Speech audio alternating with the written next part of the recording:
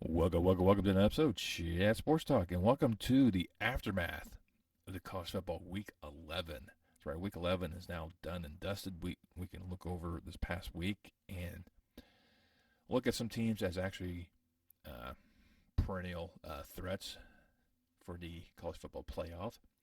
See that some teams are probably overrated. We'll go over some other coaching news out there, and then my updated point index.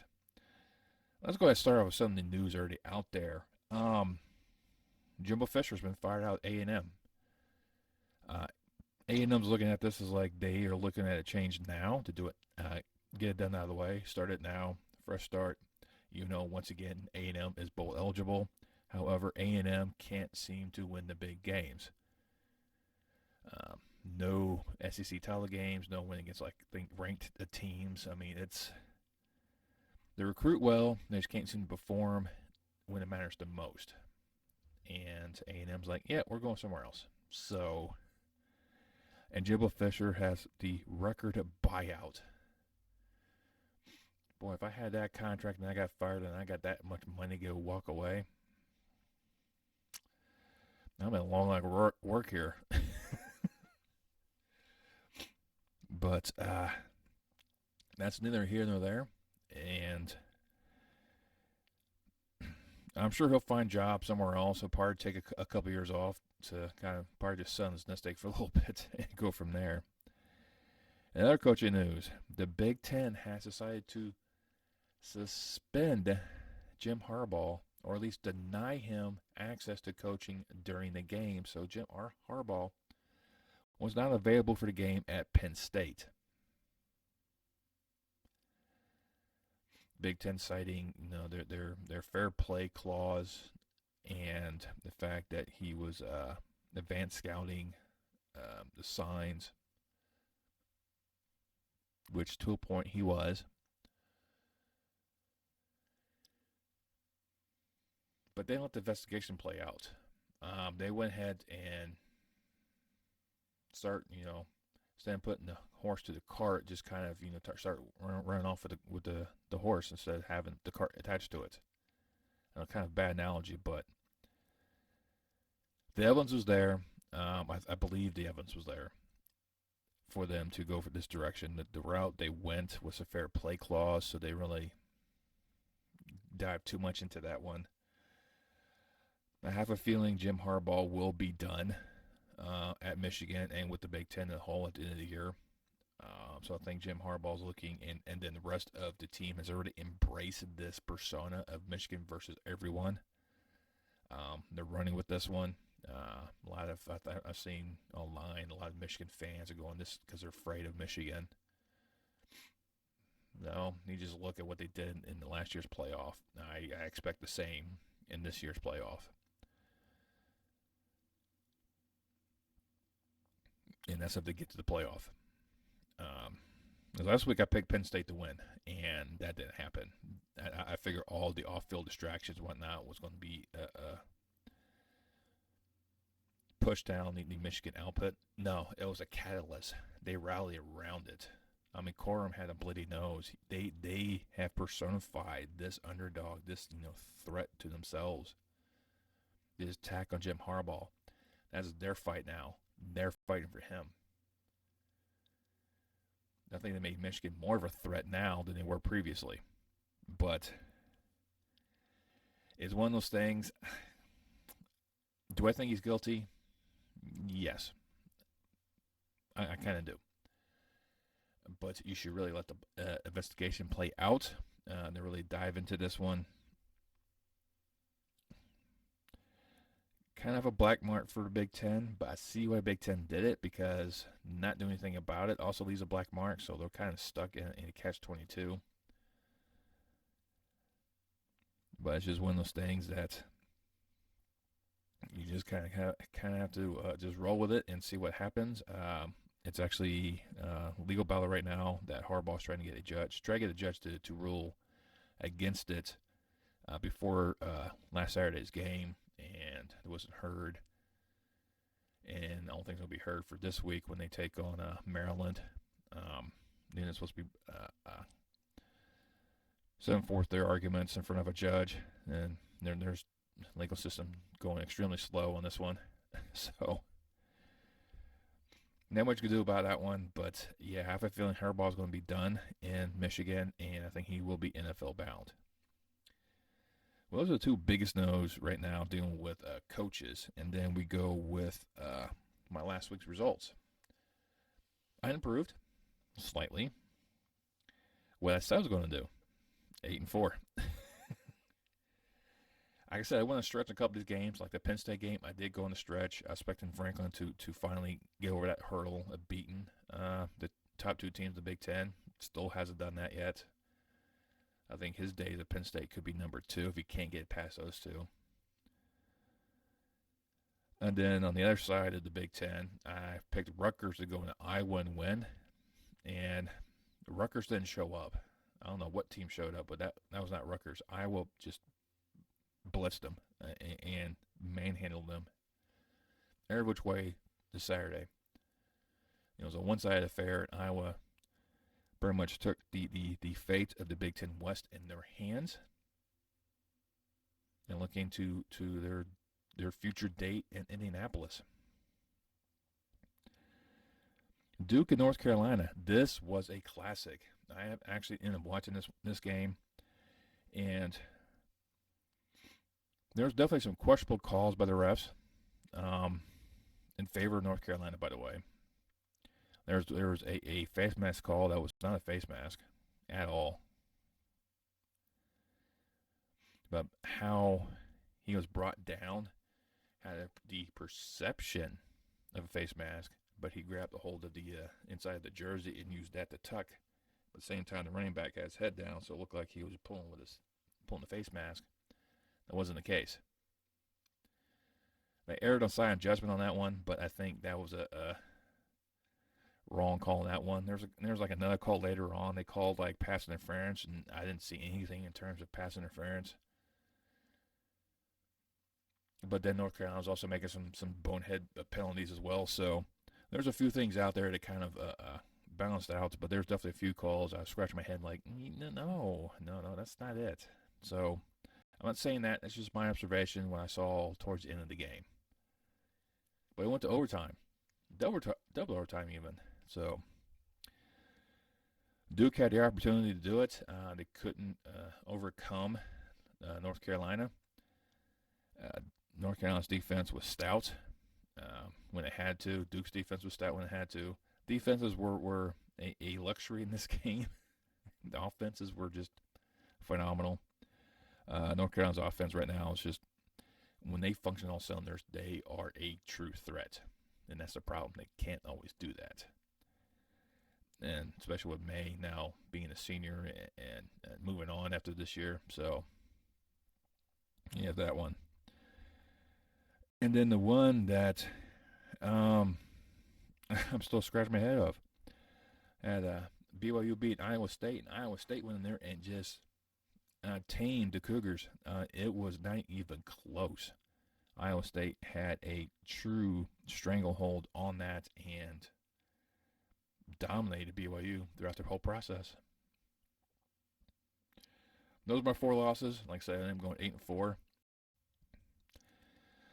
Also, that one conference championship has been booked. Georgia and Alabama are locked to battle for the SEC crown in Atlanta. Alabama quite handily won against Kentucky, which I knew they would. Georgia won their game against a highly overrated Ole Miss.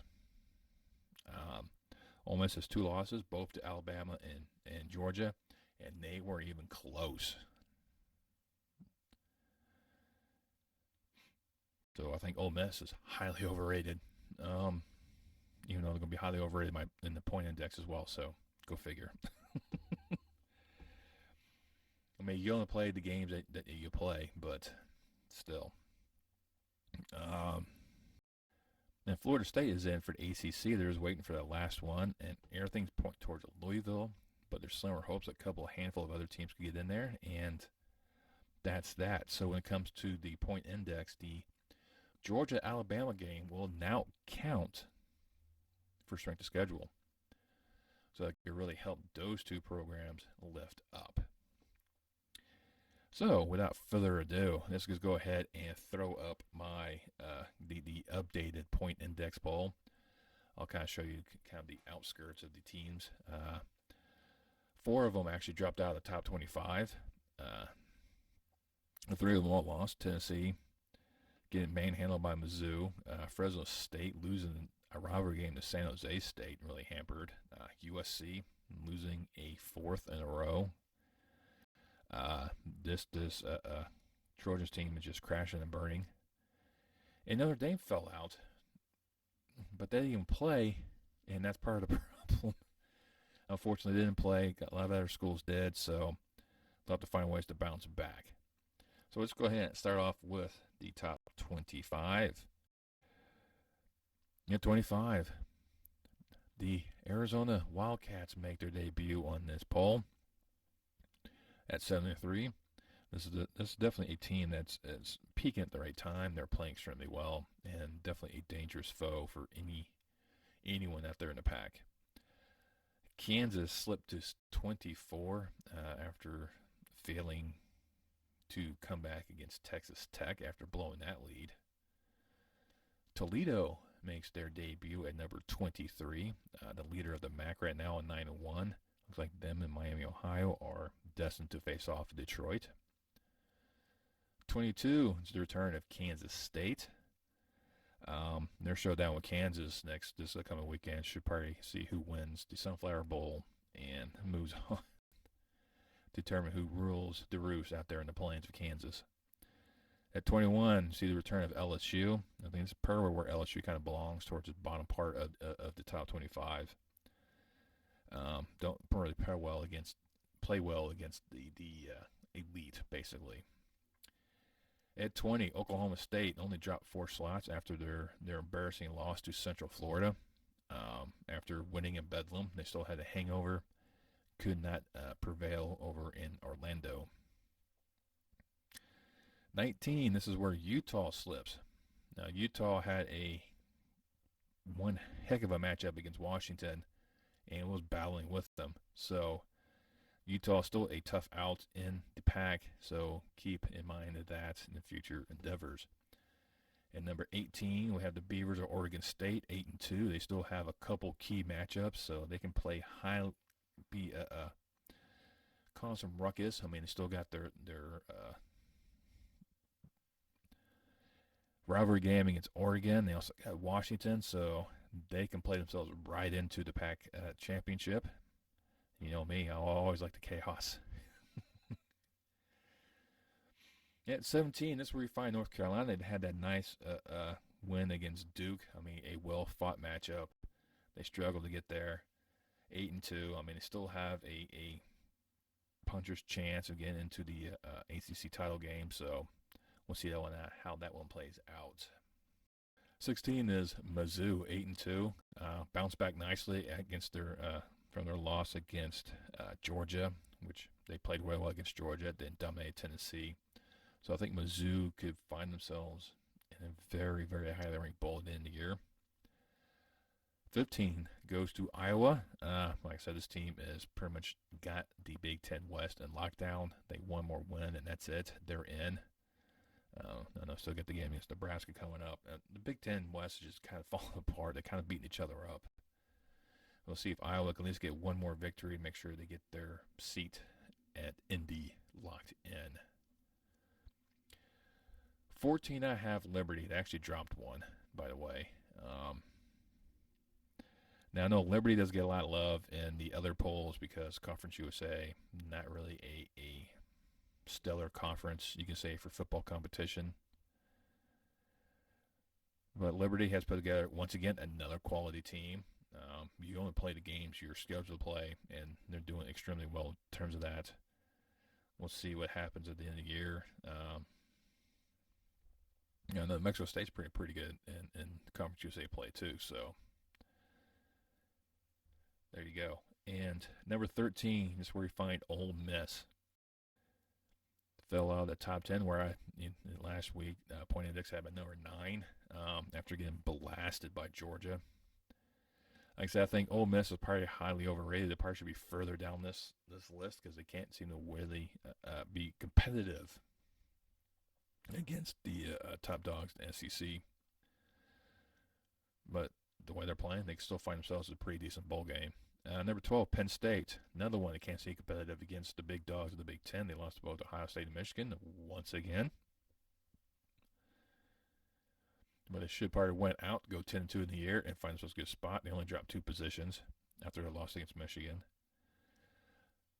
Number 11, Oklahoma. Moved up from 15 to 11. Team that kind of recovered nicely from the Bedlam loss, 8-2. They're still in the hunt for that Big 12 title shot, so we'll see how that kind of plays out. Cracking the top 10, we have James Madison, actually up 2 from number 12. This is a program that is starting to get some recognition in the other polls, but they may not be able to get a postseason bid. They once again applied for a waiver and allowed them to compete in the postseason this year. This is the last year of ineligibility as they transitioned up from FCS. I'm not really a big fan of this 2-year ban going from FCS to FBS because you're Division I anyways. I can get 1 year, but 2, especially when this program has been building up to get to this point a couple years prior to making that move. So they're already starting to, we're starting that process beforehand. Now, the NCAA has new rules in place that are going to affect the 27th, but the NCAA likes to enforce rules in the present day that don't go affect till later. Makes no sense. But even James Madison says that we meet those rules now. So why can't we play? And looking at their record and looking where they're standing at, so they're a top team in the Sun Belt. Let them play. What's the worst that could happen? They lose. Then you go, see, we told you weren't ready. Let them play. I mean, they're 10-0. There's no harm in that. If they go finish undefeated and Liberty finish undefeated, I think those two should face off in a bowl game. I really do. Because they're not going to get in the playoffs. The College Foot Playoff Committee does not like the Sun Belt or Conference USA or the MAC. They're more in love with America and the Mountain West first. And right now, for them, Tulane is their group of 5 du jour right now. But, topic for a different time frame. But, yeah, I have James Madison at 10. At number 9 is where we find Oregon. Now, no, Oregon is ranked lower in the point index than does in the other polls. It's just their strength of schedule, strength of victory has really hampered them. I mean, nothing against them. I mean, that game against Washington was phenomenal, and they're poised to do a part 2 in Vegas. So they have to just continue to win. Number 8, Louisville. This is one that's getting a lot of love from the other 2 major polls. There's another one just continues to win, find ways to win. That loss to Pittsburgh is really hampering them, but they're still winning. Number 7, Texas. Texas last week was at number 5, just a fluke of the strength of schedule, strength of victory. They kind of had a leapfrog to Washington. That's all kind of balanced itself out a little nicely. But they dropped a couple positions to number 7. It is just a strange thing for that to kind of happen, but I think they're fine. I think they're well en route to the Big 12 title. Into the top 6. Number 6, Alabama. The number 2, Alabama's ahead of Texas because Georgia was added to the strength schedule. That's the only reason why. And we'll just have to play those games. They still got Auburn coming up. Not an easy game for them to play. They got a cupcake next week, so that should really help balance the strength of victory a little bit for them. Allows Texas kind of maybe close some gaps because right now they're almost a 0.1 behind Bama on this one, even though Texas beat Bama. So I get the disparity in that one. But until the Texas clinches their spot in the Big 12 title, That's what it is. Number 5 is Washington. Washington is one of these teams that continues to win. They play against the tough teams in the pack. They're playing extremely well. They had a tough game against Utah, struggled, but still won. Did the same thing against Oregon. They still got Washington State at the end of the year, who were just completely collapsed.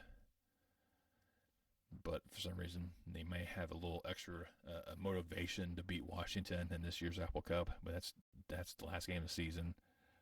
They got Oregon State coming up, another struggle right there. Another team's looking to really turn some heads in terms of the polls. But Washington right now, they just got to continue to win. They just wait for the Michigan-Ohio State fiasco to slip into the top 4. At number 4, Georgia. Now, I know a lot of people want Georgia higher. A lot of the AP and Coach Poll have Georgia 1. The playoff committee has them 2. I know the love affair for Georgia, SEC program. Look what they've done. I mean, they've knocked off Mizzou, Kentucky, and Ole Miss. They still got Tennessee coming up. So you don't have any. The end of the season is not the very top part of that, but beyond that, they've really not been tested. Much like Michigan hasn't really been tested, and we'll kind of go from there. But Georgia will find their place. I mean, the schedule will balance itself out here momentarily. Trust me. Number 3, now Ohio State and Michigan actually flip-flopped, but here Ohio State dropped to 3 because they played Michigan State, and that's the only reason why. But they still got the game against Michigan, which is going to be a huge thing for them. Whoever wins that one's going to have a huge boost in the strength of victory mark, and that's the only thing that really kind of plays in that one. And then number 2 is Michigan. Nice win against Penn State. Good quality win. They needed that win. They still have a tough out against Maryland coming up, and they also have Ohio State. So Michigan's got some quality games coming up. There was a help their pedigree move up a bit. That Michigan-Ohio State winner, Big Ten title game, the loser has a shot at still making the playoffs if things kind of fall a certain direction. So they have those things. And then number 1 still in the point index is Florida State.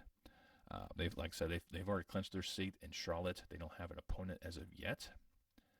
They do have North Alabama coming up, so that will drop their strength of victory points, which probably would drop them in the polls next week, more likely.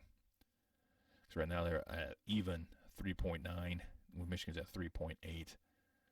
So we'll see how that one plays out. But like I said, playing FCS school at the end of the year is a killer in this point index system. And you will see them drop, especially if Michigan, Ohio State, Georgia, Washington will win. I would not be surprised they fall to 5 next week because they play North Alabama. But there you go. That's the point index top 25. Definitely a few head scratchers for a lot of people, I think. Some I have higher than the other polls, obviously, like James Madison, Liberty. Others I have lower, like Oregon. I know Oregon's up there, like the number 6 team in the country in terms of those polls. And it's nothing against those polls. It's like I said, mine just kind of goes off of different variables. My formula to determine the point system, much like what the AP coaches, any in the playoff committee, it's all personal choices. They try to be as objective as possible, but always biases, and like that with any human poll and computer poll is so cold and calculated because it's just numbers. But it's how you interpret those numbers, how you read those numbers, kind of determine how things kind of play out. But the race for the Final Four is very interesting, and there's a few schools you could probably pencil in already. I think if Georgia wins out, they're in. Florida State wins out, they're in. If Washington wins out, they're in. And the winner of the Michigan-Ohio State, if they win out, is in. So that'd be 4 undefeated programs. I think no one will doubt that whatsoever. What then calls into question is what if these teams start losing? Let's say Ohio State beats Michigan, and then Ohio State loses to Iowa. Does Iowa get in? Alabama beats Georgia. Well, Alabama will get in. Texas beats Oklahoma. I think Texas get in that case. One of Washington and one of the Big Ten or Pac-12, excuse me, has now a 2-loss conference champion because old school rivals upends Washington and Oregon and just gives them a couple losses, and then Oregon gets revenge against Washington. I mean, there are some scenarios floating out there that could completely wreck this entire system. And that's fine. That's the whole part of it. You kind of wish for chaos, kind of see how it plays out, and then we all can talk about it. So I kind of like the 12-team format. We get 6 conference champions and 6 at large. I think once the Pac kind of goes away, even though there's talk about them expanding, which I think they will. I think once everyone leaves, Washington State, Oregon State stays in place. Keeps the offices of the Pac-12 open for a while, waiting for the terms to expire for the Mountain West and start plucking those programs. And the parts are looking at the American and looking at those Western teams and looking how the American has shifted more east. Maybe they can pluck those Western teams over and really develop a huge footprint of the Pac. I mean, it's not going to be the same Pac as we all know.